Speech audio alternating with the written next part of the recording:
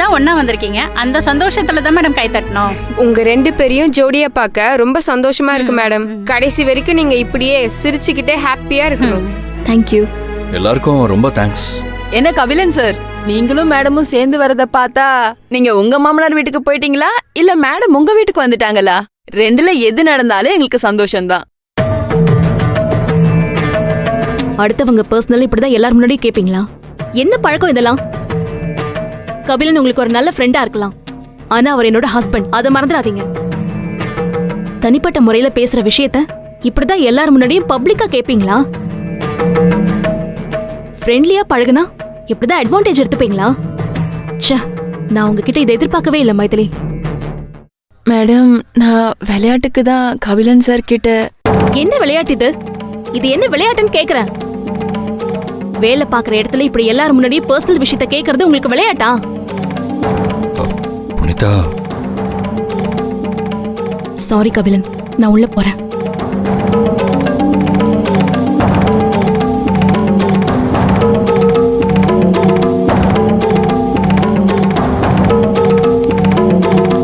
மைதிலி, என்னதான் இருந்தாலும் நீ மேடம் முன்னாடி அப்படி கேட்டிருக்க கூடாது. உனக்கு எதுக்கு இந்த வேண்டாத வேலை? மேடம் எங்க இருந்தா உனக்கு என்ன? நல்லா வாங்கி கட்டிக்கிட்டியா? சரி சரி போங்க, உங்க வேலையை பாருங்க.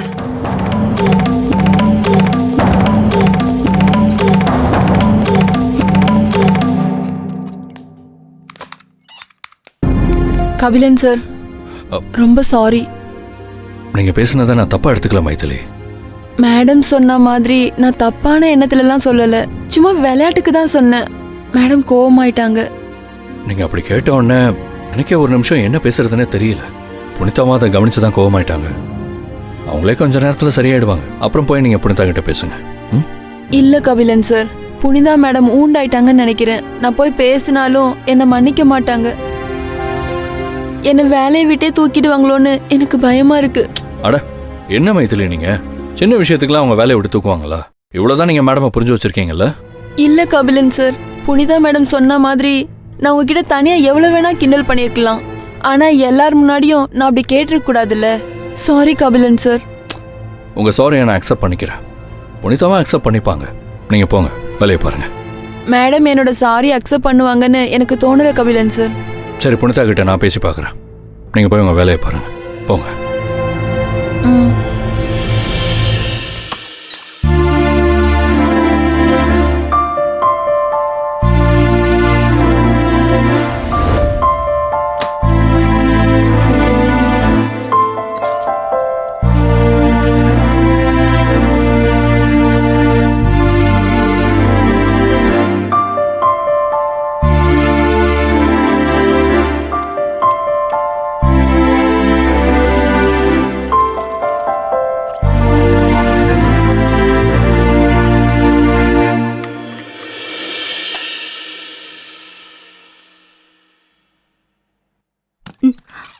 மேடம், காஃபி குடிங்க.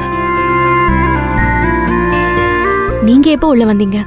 நீங்க செவுத்தை பார்த்து ஏதோ கணக்கு போட்டுட்டு இருக்கும்போதே நான் வந்துட்டேன். என்னங்க, காஃபி குடிங்க. சாரி கபிலன், நீங்க வந்தது நான் கவனிக்கல. காஃபி ஆறுது பாருங்க, குடிங்க.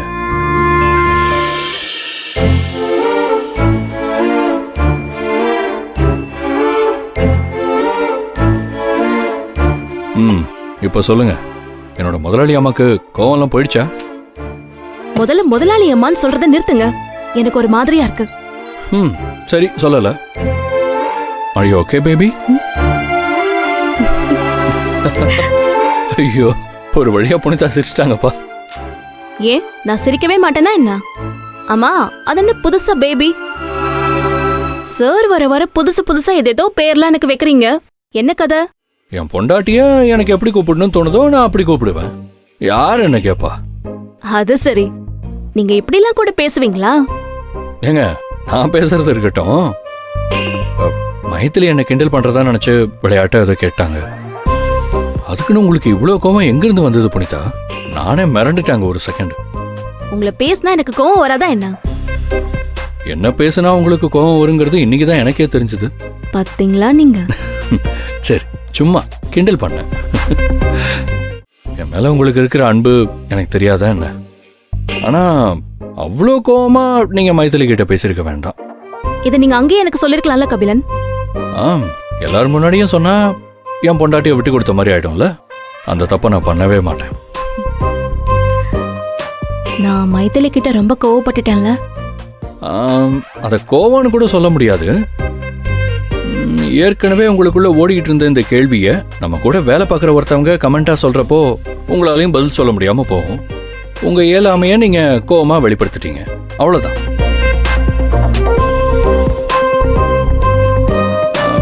ஏன் புனிதா அடிக்கடி இப்படி பாக்குறீங்களே, எதுக்குன்னு சொன்னா நானும் தெரிஞ்சுப்பேன்ல.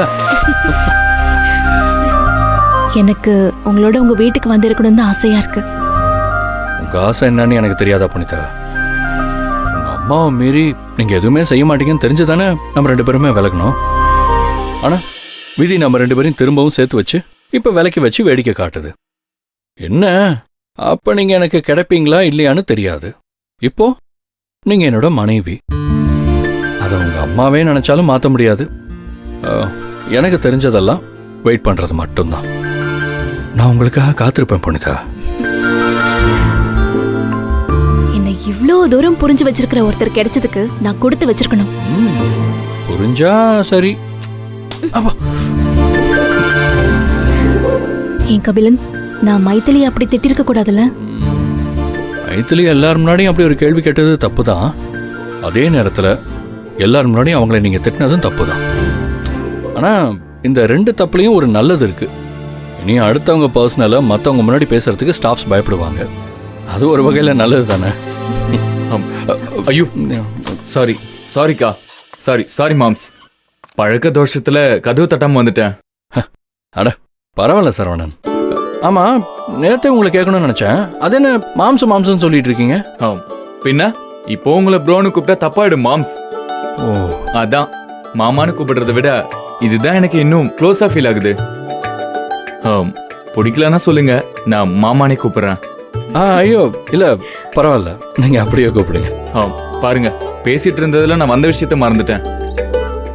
தெய்வான உங்க 2 பேரையும் விருந்துக்கு கையோட கூட்டிட்டு வர சொன்னா. வாங்க மாம்ஸ் போலாம். இப்பவே வா. என்ன புனிதா போலாமா? மாம்ஸ் பக்கா குடும்பஸ்தன் ஆயிட்டீங்க. அக்கா கிட்ட பெர்மிஷன்லாம் கேக்குறீங்க. என்ன மாம்ஸ் இதெல்லாம்? போலாம் கபிலன். அக்கா தான் பெர்மிஷன் கொடுத்துட்டாங்கல்ல, அப்புறம் என்ன? வாங்க மாம்ஸ் இப்பவே கிளம்பலாம். வாங்க பேக் எடுத்துக்கிறேன். வாங்க வாங்க.